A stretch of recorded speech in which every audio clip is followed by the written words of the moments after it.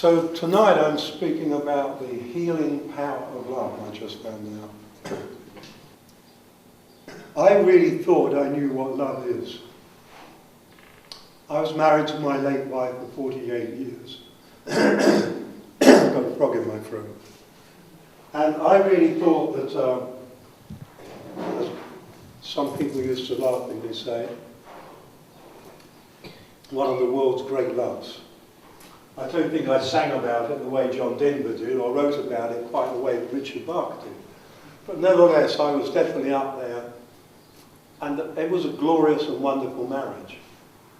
And in Germany, she suddenly got ill. I'm not very ill, but pain, abdominal pain. And a few days later, we were in America, and this pain suddenly came back, and into hospital, 12 hours later gone, an aneurysm. And I was devastated.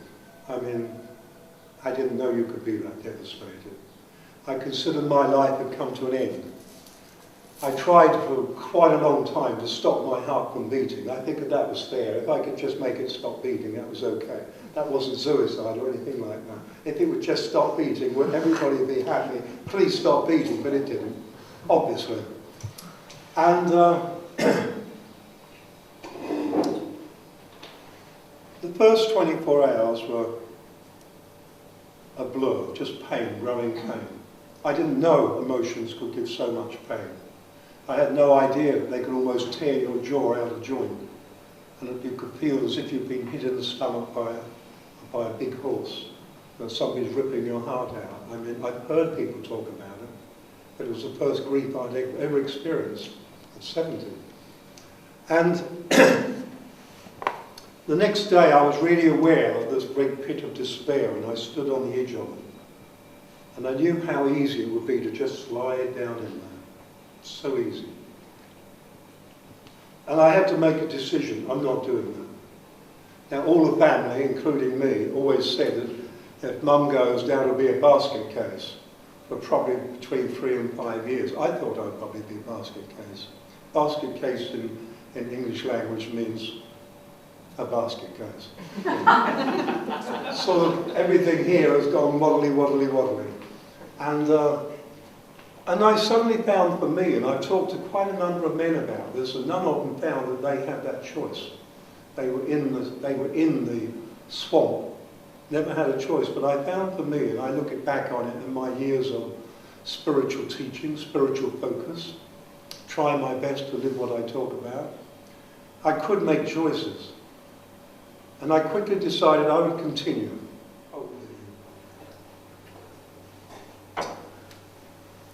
What I'm actually talking about, the big shock, began very early in this. I mean, of course, it's all shock, but I'll leave the grief process. That's okay. But I had a flood of email from all around the world, and everybody on the first paragraph talked about Trini, how they loved her, respected her, and everything. And that I expected and knew. But then there'll be 2 or 3 paragraphs about me, and such an outreaching of love, and I found myself crying deeply. And I had to begin to face it, that there was a lot of people who loved me in a way I didn't love myself. And that was a real shock. I mean, I was convinced that I was deeply embedded in love, loving myself, loving life, loving my wife, loving everything. And I had to face the fact that every indication was that the love I thought I had wasn't the love. Now let's be clear here. What I learned was I was deeply emotionally attached to Trini. Emotionally attached. Trini was not emotionally attached to me. Not at all. She loved me without any emotional attachment. Because love is not an emotional attachment. And so, that was a shock. I mean, I was really shocked. And then I realized I had types of love. I mean, you might smile at this, but maybe you might. I, for instance, had a garden love. I loved the garden, but that wasn't quite the same as loving a cat. That's just a little bit elevated or a little bit lower, I'm not sure. I had a love of ponds and a goldfish love. And then there was the grandchildren love and the children love. And then there was all other loves, and then there was a wife love, which completely wiped all the others out, you know, because this is how I looked at it. And I had to learn that you can't have these different types of love. There is only love. Now, you can express it in different ways. Of course you'll express love in a different way to a grandchild and to a wife. And I did express it in different ways, but I had what I call layers of love. And I had to realize finally, I put conditions on love. And when you put conditions on love, then love puts conditions on you. And so for all these 48 years, I thought I was, well certainly the last 20 of them, I thought I was in utopia as regards to love. And Trini and Pan together showed me that I really didn't know what love is. I know, for instance, that love is not an emotion. And most people think today it is an emotion. It is not an emotion. Love is the creative power behind life. And so here was a man of about 70 who suddenly found that his life of loving was a life really of emotional attachment. It's almost as though I let go of my mother emotional attachment and transferred it to Trini.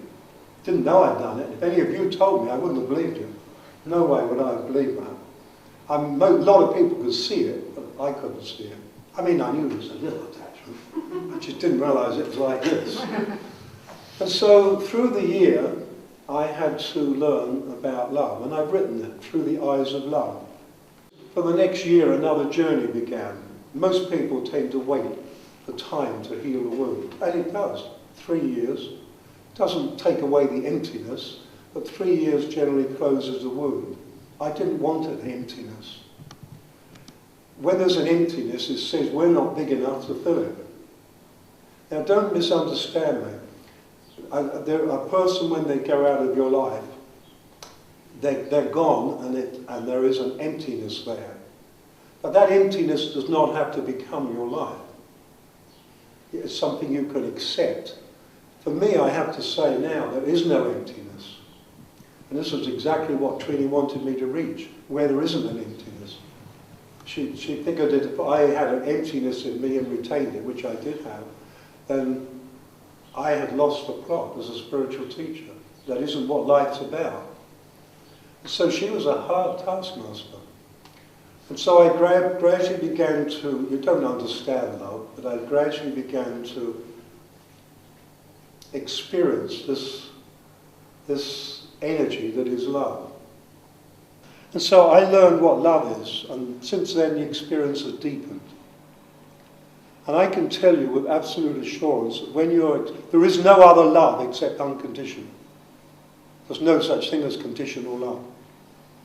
Yeah, I love you, but you mustn't play around. That's not love. That's another form of attachment. And it's not wrong or bad. And we do put emotions into love. But when you find that level of love, it heals your body. It heals you.